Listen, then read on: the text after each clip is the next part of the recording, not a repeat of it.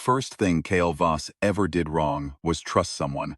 He'd done it exactly once, and he'd spent 6 years making sure he'd never do it again. Was why, on a dead moon in the Zeta corridor with his air supply at 14% and his left arm not working properly, he was thinking about her again. He always thought about her at the operational edges, at the places where the margin collapsed to nothing, and the mission was the only thing left between him and the dark.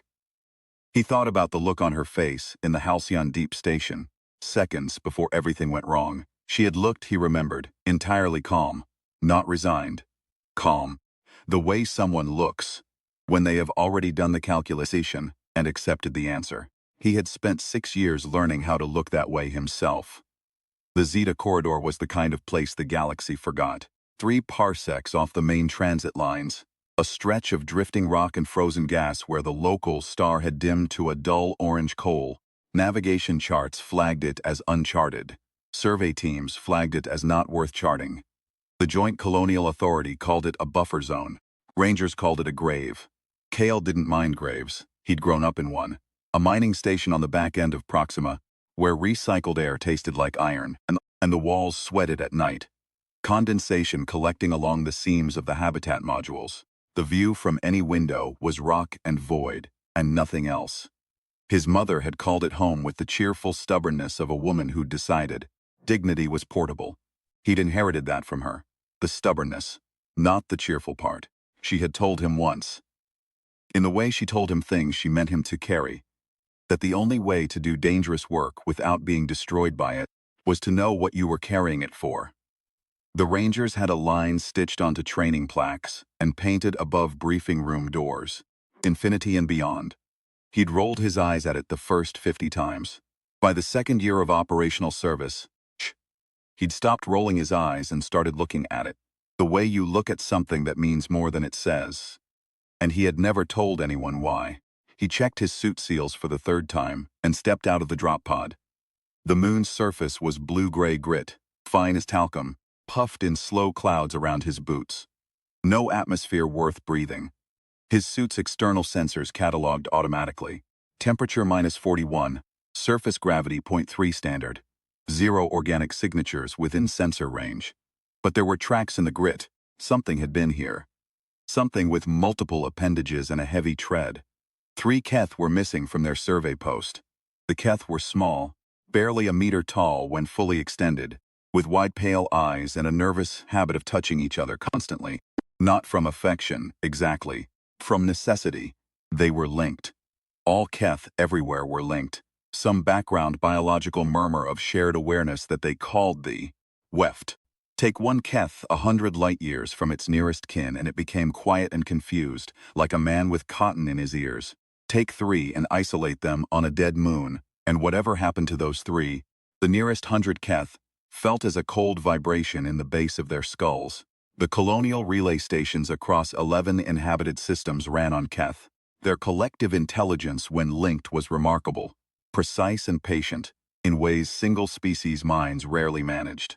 The Joint Colonial Authority had been careful for 200 years to ensure Keth were never threatened, never displaced, never frightened if it could be helped. The Keth, in return, kept the lights on. Not metaphorically, literally.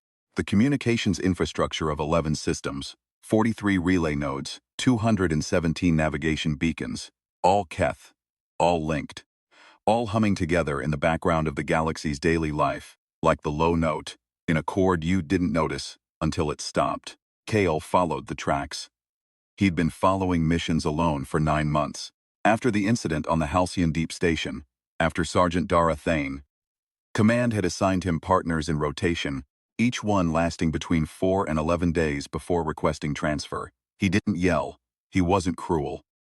He simply made it structurally impossible for anyone else to be in danger because of him. He completed every mission before his partner could get within weapons range of the threat. He filed every report with meticulous care. He was, every measurable metric, the most effective ranger in the sector. He was also, by universal consensus, unbearable to work with. Commander Hessa Rain had called him into her office 11 days ago and placed a personnel file on the desk between them. The image on the cover showed a young woman with close-cropped, dark hair and eyes that held the particular flat calm of someone who had already decided they weren't afraid of him. Lieutenant Senna Okafor, Commander Rain had said. Top of her cohort. Commendations from 3 separate engagements. Specifically requested assignment to your unit. Kale had looked at the file and not touched it. Respect, Commander. I work alone. With respect, Ranger Voss, ya don't. You work in the Joint Colonial Authority. The authority does not have a lone wolf operational classification. I checked. She had leaned back in her chair with the expression of someone who had won an argument before it started. Okafor reports to Hangar 6 at 0700. Be there. He had not been there at 0700. He had been on a drop shuttle to the Zeta corridor by 0650 because someone had to go, and the Keth didn't have 6 hours to wait. That was how he came to be alone on a moon that smelled, through his suit filters, vaguely of sulfur and old ice, following tracks that grew fresher with each kilometer. The base was built into a crater wall. Whoever had constructed it had done so with a specific philosophy. Nothing visible from above, everything difficult from the front. Kale did not enter from the front. He found a service conduit on the crater's western rim, cut the lock with a plasma tool that left a clean, soundless edge, and dropped into a maintenance shaft that smelled of machine oil, and something organic he didn't want to identify. He moved through the base slowly. His sensors registered life. 3 Keth, alive, lower level, and something else. 11 large heat signatures moving in patrol patterns. Armored. The Vorkai. He had hoped he was wrong about the Vorkai. They were not from this sector. They were from much farther out, beyond the outer veil, where the authorities' charts got sparse and the reports from survey ships tended to stop arriving. They looked, at first encounter, vaguely arthropod, tall, carapaced, multi-limbed, with sensory clusters where a face might have been. But what made them dangerous wasn't the armor or the weapons. It was that they shared a mind. Not the way the Keth shared a mind. That soft murmur of kinship, that background hum of togetherness. The Vorkai shared thoughts, intentions, tactical awareness in real time, across any distance their biology could span. A single Vorkai soldier was a competent fighter. 11 Vorkai soldiers were one 11-bodied killing machine that never miscommunicated, never hesitated, never surprised itself. They were here, which meant the Archon knew about the Keth. Kale had a theory, forming quickly and badly, about what the Archon intended. He found the Keth in a sealed chamber, unhurt, frightened, pressing against each other with the desperate physicality of people whose sense of self was fraying. Their weft link was strained by isolation and something else. One of them looked at him with eyes that were wrong, glazed, like something had been inside and was still leaving. The Vorkai had found a way to tap the weft. He understood then, fully what the base was. Not a prison, a laboratory. He got the Keth free in 4 minutes. Moving them out was harder. Disoriented, their coordination broken. They moved like people trying to walk on a ship that was pitching. He carried 2 and guided the 3rd, bring back through the maintenance shaft. With 11 Vorkai soldiers 3 corridors away, he almost made it. The ambush caught him at the crater rim. A shaped charge in the conduit he'd used to enter, detonated remotely. The blast threw him 20 meters across the grit. He came down hard on his left shoulder, felt the collarbone go, kept moving because stopping was not an option and had never been an option. The Keth scattered but intact. The Vorkai emerged in formation, moving like one body, splitting around obstacles in perfect coordination, never interfering with each other's sightlines, never getting in each other's way. He had a pulse rifle and a broken collarbone and 9 seconds. He used the 9 seconds well. He got the Keth into the escape pod. He overrode the launch sequence with his command codes. He sent the pod clear. Then he turned around and started buying time. He bought 43 minutes of it. When the Authority Rapid Response Team arrived, triggered by the escape pod's emergency beacon, they found Commander Kale Voss standing at the center of a crater field, with his suit half melted and 11 Vorkai soldiers in various states of incapacitation. He had 1 functioning arm. He was still broadcasting his operational log. Damage to lower suit systems. Oxygen reserve at 11%, requesting extraction and medical. Also requesting reprimand be stricken from record on grounds of successful mission completion. Over. They struck the reprimand. They did not strike Lieutenant Senna Okafor's assignment. She was waiting when he came out of the medical unit, standing at parade rest outside the door, which was committed. He'd been in there 9 hours. She had brought coffee. He didn't know how she'd known he took it black. Ranger Voss. I reviewed your after-action report. Good. Then you know the mission was successful. I know you broke your collarbone, depleted your oxygen to 11%, and spent 43 minutes in single combat with 11 Vorkai. She held out the coffee. With a partner, that might have been 20. Or I might have spent those 20 minutes keeping a partner alive. She didn't flinch. You think partners are a liability. I've found them to be. You thought Sergeant Thane was a liability? Took the coffee and walked. She fell into step beside him, and he noticed, with irritation, that her stride matched his without visible adjustment. I've read the Halcyon Deep file, she said. Not the unclassified version.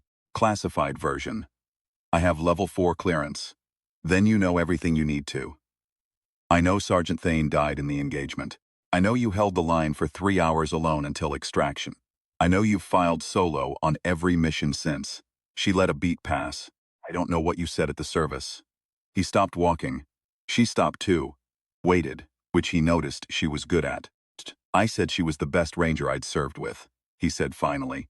I said the sector was safer because she'd been in it. I said I'd carry the mission forward for her. And then you stopped letting anyone work beside you. Yes, because it's safer for them if you're the only one taking the risk. Yes. Orsena said, because if there's no one beside you, there's no one to lose. He looked at her for a moment. She looked back with the flat calm from her file photo. Her eyes were very dark, and she did not appear to be afraid of him, which he continued to find inexplicable. Briefing at 1900, he said.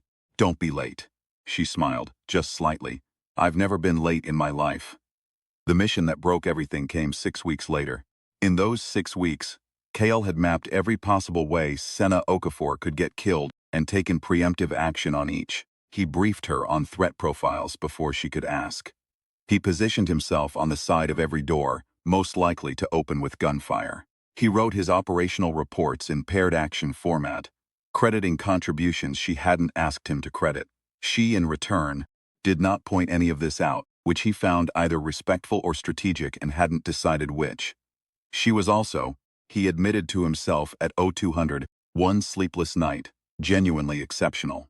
She read rooms before entering them.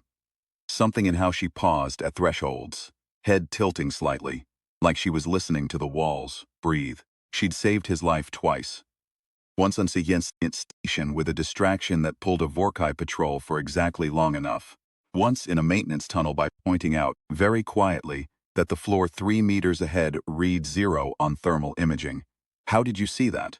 Training, she'd said, and walked past him into the dark. He had filed both incidents in the section of his brain reserved for things he didn't know what to do with. That section was getting crowded. The Keth were not recovering. The 3 from the Zeta moon had returned to their community, and the weft should have sealed around the wound like new skin over a cut. It hadn't. Something from what the Vorkai had done persisted, and more. Keth throughout the sector were reporting static in the weft. A wrong frequency, like something transmitting on a channel it had no right to. Stations were running slower. Beacons were flickering. The authority's technical division filed 17 incident reports in 8 days and recommended immediate investigation with a priority code that meant people were quietly scared. The convergence went missing on a Tuesday. Keth called it that, the convergence. A physical artifact, roughly the size and shape of a human skull, crystalline, had been part of their weft infrastructure for longer than their recorded history. They didn't fully understand it themselves. It was older than their understanding, maybe older than their species, something they'd found and incorporated and come to need the way a heart needs its rhythm. Without the convergence, the weft would degrade. Months, the Keth elders said, with the careful steadiness of people telling you something they couldn't say at full volume. Months before the weft broke entirely. Months before the stations went dark. Months before 11 inhabited systems began the slow, cascading process of coming apart. Intelligence placed the convergence in transit toward the outer veil. Intelligence placed the Archon at the end of that route. Keel and Senna were on a ship inside 4 hours, which was how Keel preferred operations. No time to think about what it meant. Just the mission in front of him, and the suit seals checked, and the drive engaged. There were others. Jad Mwangi was not supposed to be on the ship. He had stowed away in a manner so technically and bureaucratically elaborate that discovering required a full system audit, which Arya completed 6 hours into FTL transit. He was enormous, nearly 2 meters, broad as a maintenance conduit hatch, with a smile that took up too much of his face. He had applied to the Ranger program 7 times. He had failed the psychological screening each time, not for any deficiency but for the opposite. The screening AI flagged unrealistic positivity toward threat environments. He had, in 11 years as a Joint Authority maintenance technician, crawled into more genuinely dangerous spaces than most Rangers encountered in a career. He'd done it without a badge, without armor upgrades, and without visible concern.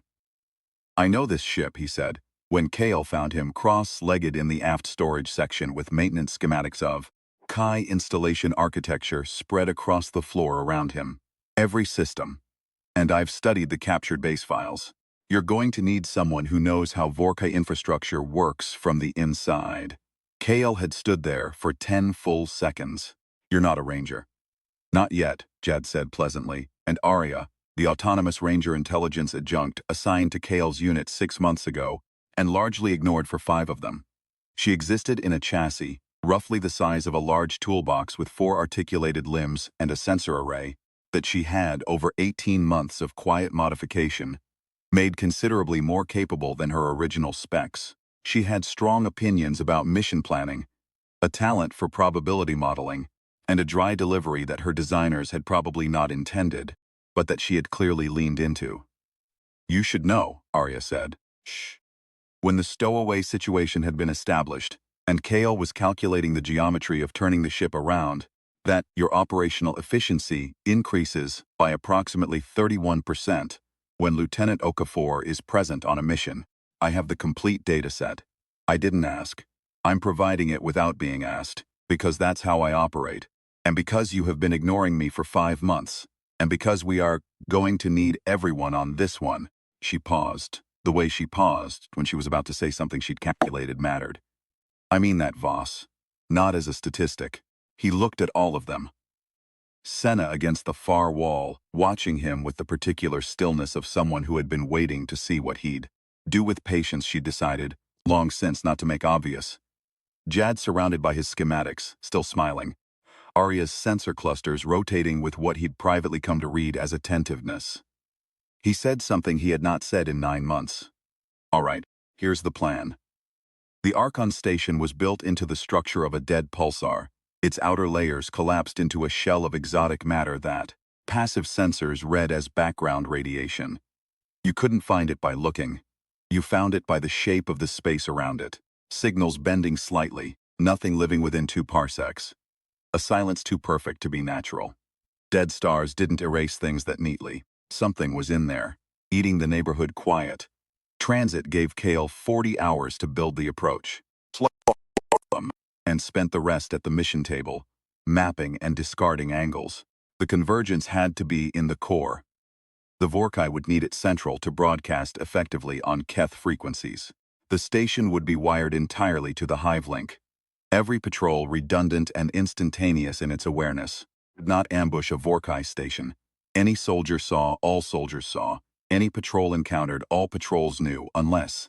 He sat with that thought for a long time, and then brought everyone to the table.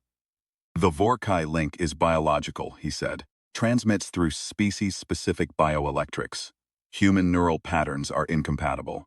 To a Vorkai hive signal, we're noise." Senna looked at the schematics. "They can't predict us the way they predict each other. They're wired to fight a unified enemy. Every tactical protocol they have assumes that when one unit encounters a threat, the whole structure orients to it. 4 separate, genuinely individual, uncoordinated threat vectors operating on human instinct. They don't have a protocol for that. 4 separate, Jad said, splitting us up. I'm sending each of you to a specific objective. You make the calls in the moment, your own calls. That's the entire point." Arya ran the probability matrix on the table's surface. Kale watched the numbers and didn't comment. There's a secondary resonance node, Arya said, marking it on the schematic. Here, adjacent to the core. If someone can reach it and establish a Keth-compatible bioelectric connection, it creates an access point to the convergence from outside the Archon signal. In theory. The theoretical model is solid. The variables are the variables. What's the Keth-compatible bioelectric connection? Senna asked. Approximately, Arya said. It requires a calm human nervous system and a willingness to hold very still, while an alien crystalline network tries to read your autonomic responses. Senna looked at Kale. I'll take the secondary node, he had expected to argue. He found he didn't. They dropped from FTL at the edge of sensor range and went silent. The station resolved on passive scan as an unremarkable asteroid, cratered and inert. Jad had already identified 3 maintenance ingress points that existed in no official architecture. Because Vorkai construction used the same substrate protocols as several captured installations, and Jad had read every single maintenance file on all of them and cross-referenced them in his head, over 11 years of waiting for someone to let him help. You have a channel code, Kale told each of them at the docking clamp. 3-word abort. You hear it, you go. No arguments, no heroics. No waiting for the rest of us. You go. Jad nodded. Arya's sensor array rotated. Senna looked at him for a moment and then turned and went. He watched go and didn't say anything and stood there for 2 seconds longer than he needed to before following his own route into the dark. Inside, the station surprised him. He'd expected military architecture, efficient, brutal, optimized. Instead, the corridors had a quality he couldn't name at first, and then had. They were unified. Not just structurally. Every passageway described a natural path toward the center, the way rivers seek lower ground. There were no dead ends. Every turning led somewhere, as if the station had been grown rather than planned, the way a living thing grows around its heart. This was what the Archon intended for the galaxy. He understood it, moving in silence with Vorkai patrols coordinating 200 meters in every direction. Not conquest in any human sense. Territory held or resources extracted. Integration. Every thinking being in 11 inhabited systems, wired together, humming in a shared mind. The Keth's weft as the template. The convergence as the mechanism. The Archon's will as the carrier signal. Humans, Kale thought, were going to be a fundamental structural problem for that plan. He reached the core in 38 minutes, which was ahead of schedule. Because Vorkai patrols never varied. The hive mind made them efficient and made them predictable. They moved in the patterns their shared consciousness had determined were optimal. Those patterns didn't adapt because adaptation required uncertainty, and uncertainty required individual judgment, and individual judgment was, to the Vorkai, a malfunction. The convergence chamber had a circular door that eased open on approach, the Hivelink's awareness registering his heat signature but without the Vorkai bioelectric marker, simply flagging him as environmental, a data anomaly, not a threat. The convergence was beautiful. He hadn't expected that. It sat on a plinth of dark composite metal in the center of the room, and it caught the station's blue-white lighting and refracted it into something warmer. A deep amber pulse, slow and steady, something breathing in a long, patient rhythm. The Keth weft, still alive in there, still present, despite everything done to it, waiting. He touched it, and nothing changed. He had allowed himself, against the technical briefing, and against probability, to hope it might be that simple. A hand on the artifact, a human moment of contact. He'd seen stranger things work in worse circumstances. The convergence stayed dark around his fingers. The amber pulse continued unchanged. The Vorkai had woven themselves too deeply into it. They weren't using it. They were inside it. The Archon's signal was threaded through the weft like dye through water, and you could not extract it without something that spoke the weft's language. The chamber entrance opened. The figure that walked in moved wrong for Vorkai. Individual cadence. Left side hitch, an old knee injury he recognized before he saw the face. His brain ran through denial in under 2 seconds. Sensor malfunction. Suit display corrupting. Environmental hallucination from oxygen variation in the station's atmosphere. The figure removed the Vorkai combat helmet. Sergeant Dara Thane looked at him with eyes that held a red wash. The Archon signal, running through the implants he could now see along her jaw and temple, But underneath the red, buried and present, was something that was recognizably and undeniably her. Older, the lines beside her eyes deeper. A scar on the left side of her jaw she hadn't had on the halcyon deep, but her the way she stood. Particular stillness she'd always had before speaking, like she was deciding which version of the truth to tell. Kale, she said. His voice came out even. Training, Dara, amnesia. The corner of her mouth moved. No. Vorkai behavioral override. Temporary imprinting, no. An engineered biological replica. They have her complete memory pattern, Kale. Her voice settled, the doubled quality thinning as she pushed the carrier signal back. I've been on the Archon's network since before Halcyon Deep, since the training program. He heard the words. He stood there and let his brain refuse them. The way it had been trained to refuse incoming data that violated operational parameters. And then he let it stop refusing, because the operational outcome was the same regardless, and he had a mission to complete. You left me there, he said, not an accusation, a report. A thing that had happened, stated for the record. I left you there, she said. And you held for 3 hours. And they commended you. And you stopped trusting anyone, I heard. The red pulsed in her eyes, and she held it back, visibly with effort.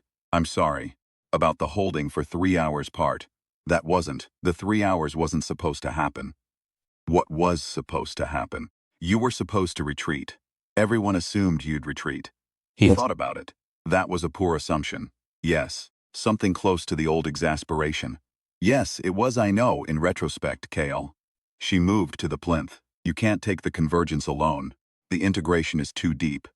You'd need a weft frequency access point to phase disrupt the Archon's carrier wave. From inside the signal, you can do that. Half of it. The keths of the disruption needs. She stopped, his comm opened. Senna's voice, exactly steady. Voss, I'm at the secondary node. There's a resonance interface here. Keth-adjacent bioelectric input. I don't know what it does. He looked at Dara. She looked back at him. The red in her eyes receded further. Your partner, she said. And the word had something in it that wasn't the Archon's signal. She's the access point. If she can hold the secondary node connection while I phase the primary, it creates the opposition frequency. It'll disconnect the convergence. The Archon loses the carrier wave, and you, the implants, lose their signal source. She was quiet for a moment. I'll manage. File it. Kale, she almost smiled. 14 pages, you know how you get. He looked at her for one more second. Then he keyed the comm. Senna, the interface is a bioelectric resonance coupler. You're going to put both palms on it and hold.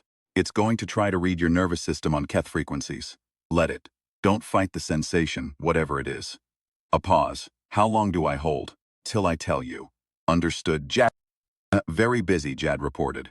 Currently keeping 14 Vorkai occupied in Section 7 with a combination of air handling overrides and what I think was meant to be a fire suppression system but isn't.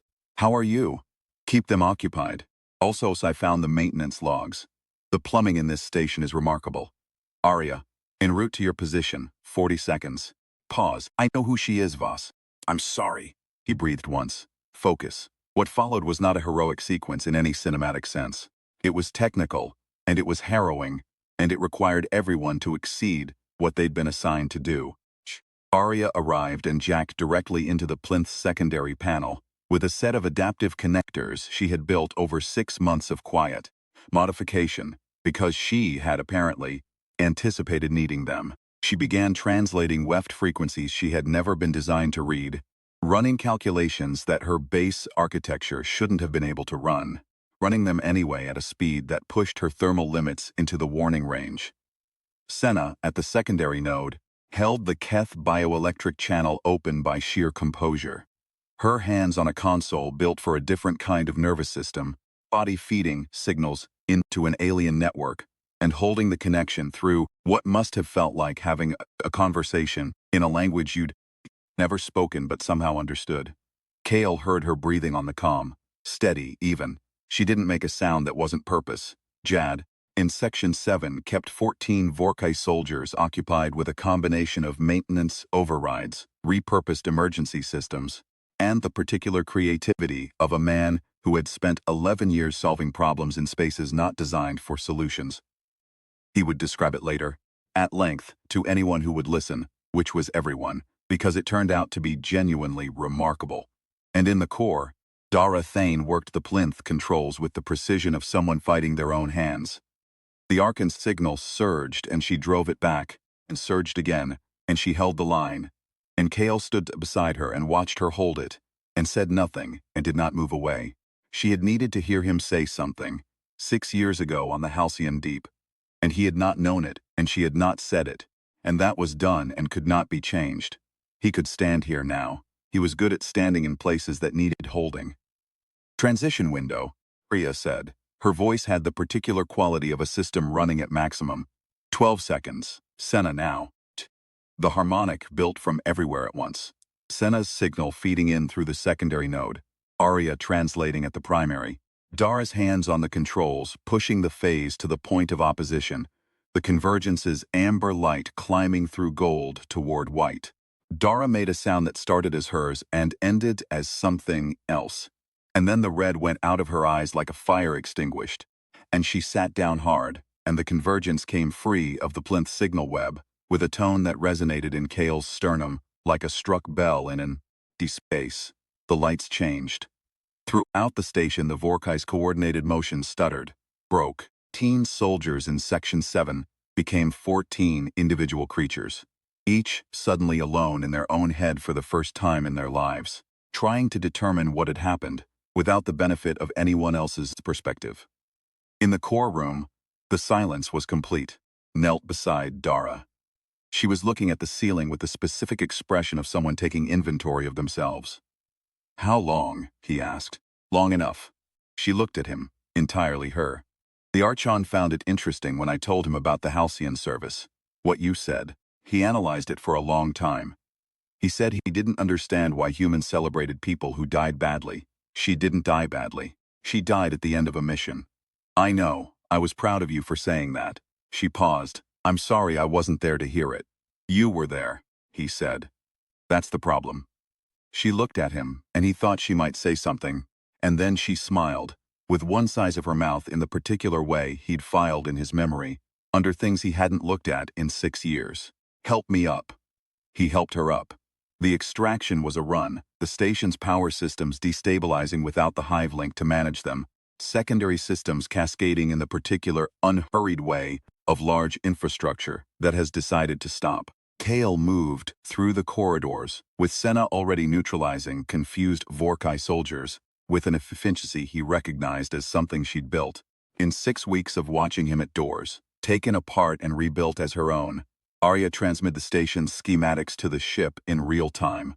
Jad navigated Section 7, using the maintenance knowledge he had accumulated over 11 years of waiting for someone to give him a reason to use it, and got everyone to the docking port with 90 seconds remaining before the cascade reached the outer ring.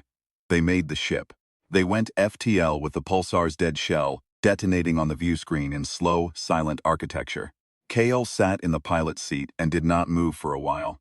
The convergence was secured in his kit, its amber pulse steady and warm even through the case. In the back, Dara slept the way people sleep when something they've been holding for years finally puts them down. Jad was talking to Arya about pressure vent engineering, with the enthusiasm of a man who has finally found his natural audience. Senna sat in the co-pilot's chair and didn't speak, which was one of the things she understood that most people didn't, that there were times when presence was the thing that was needed, and words were something other than presence. After a while, she said, that was her. The file said she was dead. The file was wrong. He looked at the stars. She fed the Archon intelligence for 6 years, and she held the phase at the end, knowing that the Emplants would lose their signal. She didn't have to do that. Senna was quiet for a moment. What made her hold it? He thought about the way Dara had looked at him in the chamber. The word partner, something in it that wasn't the Archon's signal. I don't know, he said, which was not entirely true. What happens now? Bring the convergence home. She faces the board.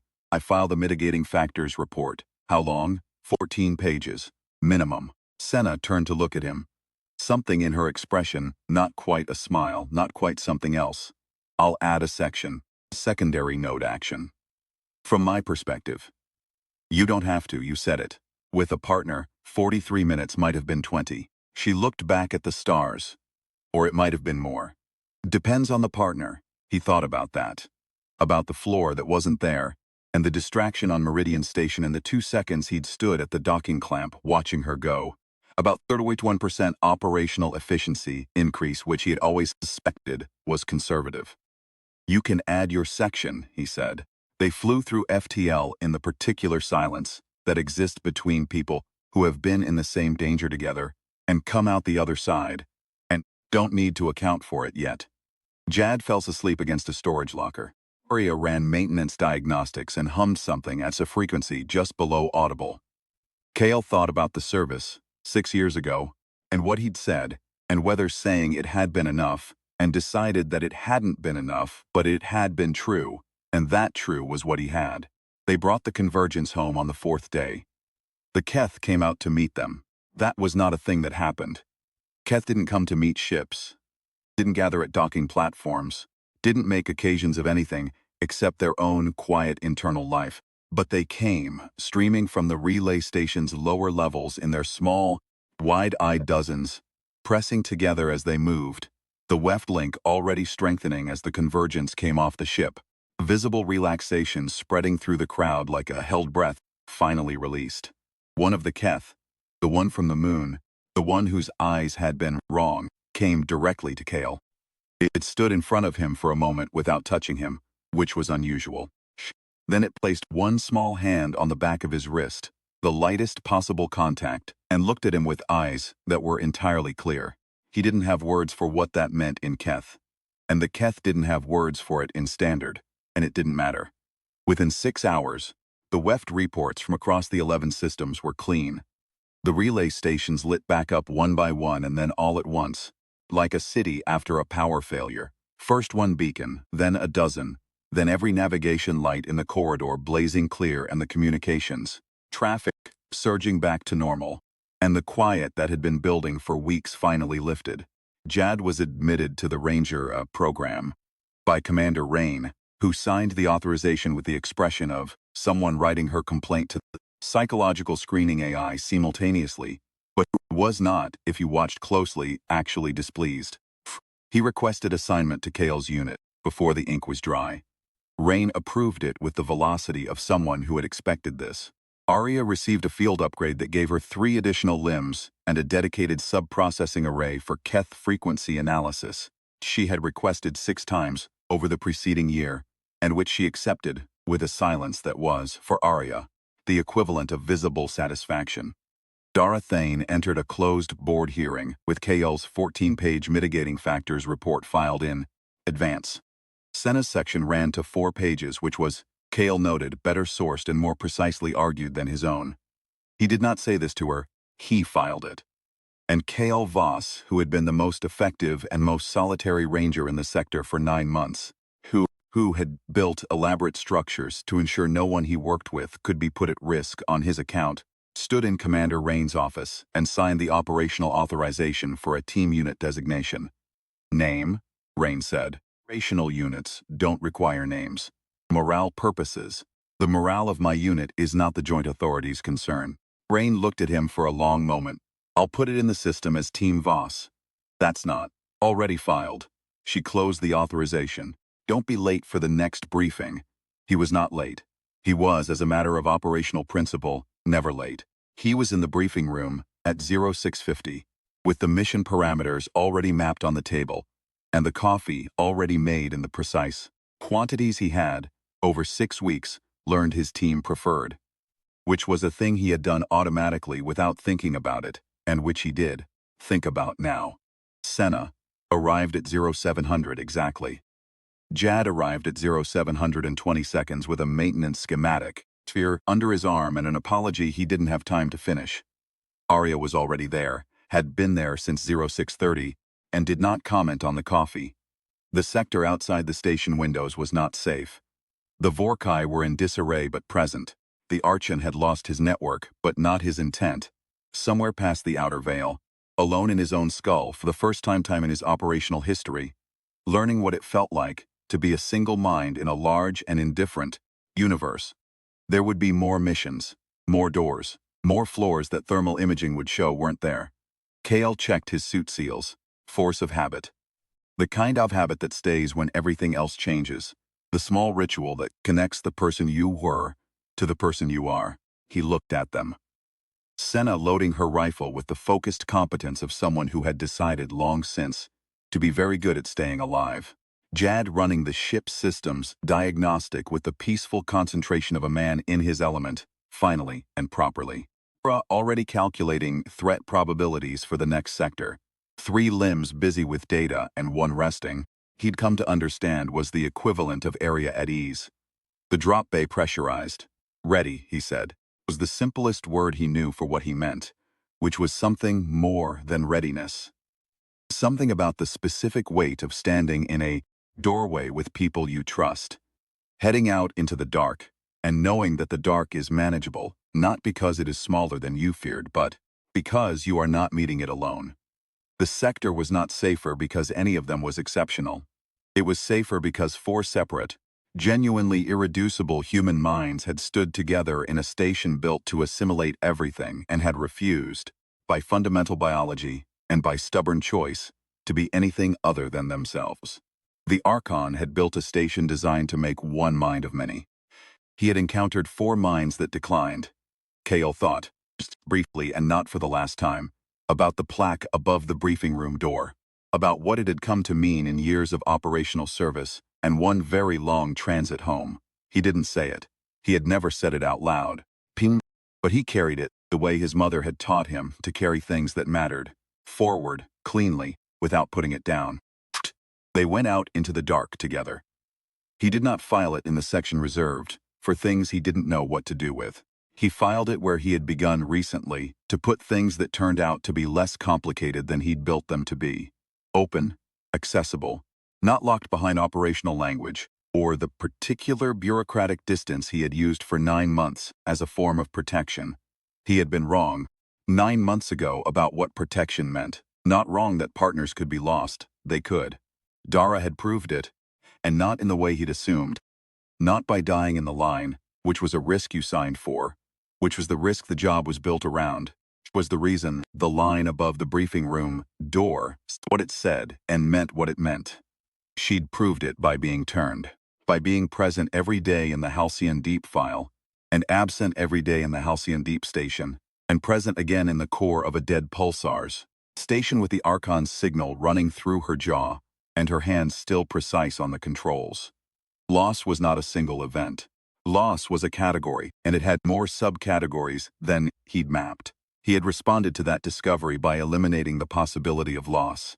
Partner meant no loss. Operationally clean, strategically sound, practically unsustainable, because the galaxy kept putting 3 kidnapped in a crater and expecting 1 ranger to carry all 3 of them out alone with a broken collarbone, and he had done it, and he would do it again.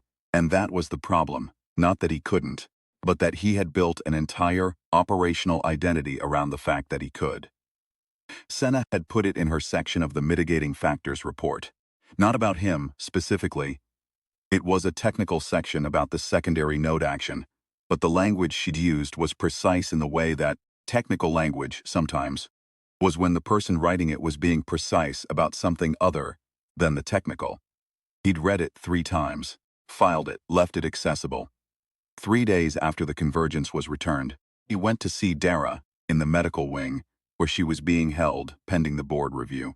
She was sitting up in the bed, reading a Joint Authority operational manual. The edition current when she'd gone under, he noticed, which was 6 years out of date, with the focused expression of someone studying for an exam she intended not to fail. "You look terrible," he said. "You look the same," she said without looking up. He sat in the chair. The implant scar on her jaw was more visible in the medical lighting, a faint silver trace along the bone, the kind of mark that would be there permanently. He looked at it, and she let him look. "The board is going to want context," he said. "I can give them the Halcyon Deep timeline, the circumstances. I know what the timeline will show. It'll show coercion. Vorkai neural interface is a recognized impairment category. Kale." She set down the manual. "I know you're going to argue for me. That's who you are. I'm not going to stop you. But I also need you to understand that some of what's in the timeline is mine. Choices I made before the interface. The choice to go dark. She looked at him steadily. I thought, at the time, I was protecting you. He thought about that. About the particular way protection could look from the inside versus the outside. About 9 months of solo operations and the image on a personnel file, and someone bringing coffee to a medical unit door after 9 hours of waiting. That's a very poor assumption, he said. Yes, a beat. Yes, I know in retrospect. He looked at the window. A standard station view, stars, and the distant curve of the planet below. In my section of the report, he said carefully, I may have underrepresented your contribution to the WEFT phase disconnection. The 14 pages focus primarily on the operational structure and the team's individual roles. Your role specifically is going to complicate the board's assessment, yes. I'll file a supplementary section. You filed 14 pages, Kale. The supplementary will be 3. Targeted, he stood. Also, I'm bringing in a specialist for the implant documentation, Dr. Aaron Voss. She's on Proxima Station, but she'll come. Dara looked at him. That's your mother. She's the leading authority on Vorkai neural integration in the sector. It's professionally appropriate, Kale. 3 pages. Supplementary. I'll have it to you before the review. He picked up his jacket. Get some sleep. The manual is 6 years out of date. Get some sleep. He walked to the door and stood there for a moment without turning. He had learned, working with Senna, that there were things that were better said to a door than to a face. Less weight on the person receiving them. More room for them to take it however they needed to. I said at the service that the sector was safer because you'd been in it, he said. That was true when I said it. I'm filing it as still true. He heard her exhale. Not quite laughter, not quite the old sound. Something that might be, eventually, the old sound. Once the rest of it had been processed. He went back to the briefing room and wrote 3 more pages. The board convened 2 weeks later.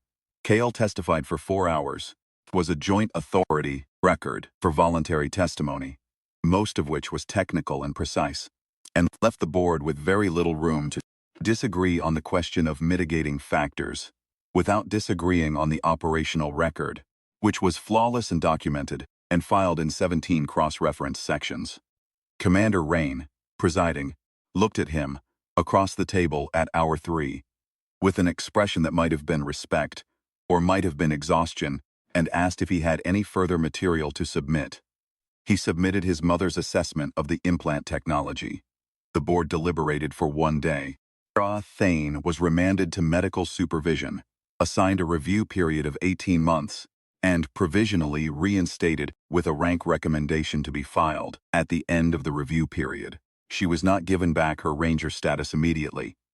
She was given, instead, an advisory position with the Vorkai Intelligence Unit, which needed someone who understood how the Hive link worked from both sides and was willing to talk about it in operational terms. She took the position. She was, by all subsequent accounts, exceptional at it. Kale received a formal commendation for the convergence recovery. He filed in the same folder as his previous 7 commendations, which was a subfolder he did not look at, except to confirm new entries were correctly formatted. He also received, separately and informally, a message from the Keth Elder Council. It was 3 sentences in standard. Careful, correct, formal standard. The kind you used when the language wasn't yours. That expressed something he hadn't expected and didn't have a clean response to, so he filed it separately, in a folder he looked at on operational rest days, and did not respond formally for 6 weeks while he determined what to say. He wrote 2 sentences. He checked them 14 times. He sent them. The Keth responded in 1 sentence. It took him 3 weeks to understand that it was, in Keth expressive structure, the equivalent of a very long letter. He filed that separately too. In the accessible folder, the sector stabilized. The relay stations ran clear. The navigation beacons burned steady in the dark between inhabited systems. 43 of them. 217 of them. A network of small lights that most people never saw, because most people were not the kind of people whose job took them out past where the lights reached, out into the buffer zones and the graves and the places the galaxy forgot. Kale's job took him there. It had always taken him there. The difference, now, was that he went with people behind him. Not behind him the way subordinates follow a commander, With him, the way Senna walked beside him at the same stride without adjusting, the way Jad mapped a maintenance shaft with the same focus he brought to everything, the way Arya had already calculated the probability matrices before he'd finished framing the question. The Archon was out there, past the outer veil, alone in a new way that he probably did not yet understand the implications of. The Vorkai were reorganizing without the Hive-Link's central architecture, which made them unpredictable in ways they had never been before.